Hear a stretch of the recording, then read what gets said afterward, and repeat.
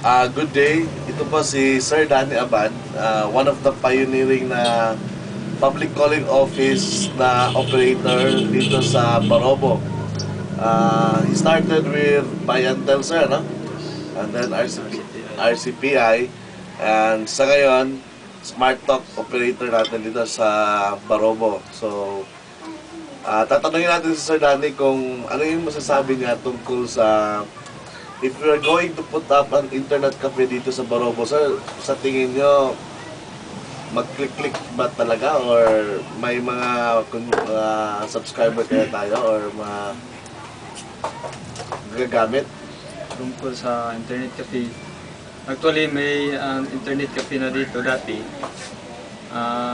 Nag-stop lang sila kasi mahina yung server.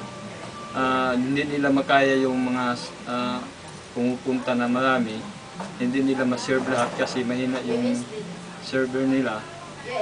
Kaya naglipat sila ng San Francisco dahil may landline doon.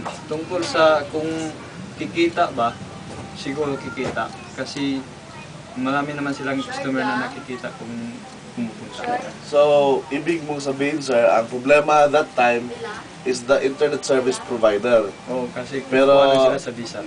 VSAT yung ginagamit. Pero if we're trying to talk about if we can give them a much better service provider tulad ng Smart, do you think na yung mga gumagamit ng internet pupunta pa ng San Francisco, which is mga 20 kilometers away from Barobo, or dito na sila sa Barobo?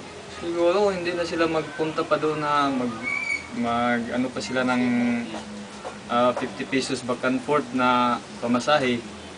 Siguro hindi na sila magpunta doon kasi kung malakas ang server dito, bigyan natin sila ng quality service, siguro hindi na sila magpunta ng iba pang lungsod para lang mag-internet. Dito na sila sa atin, sa Barobo. Okay. Sir Dan, thank you very much. Hindi rin.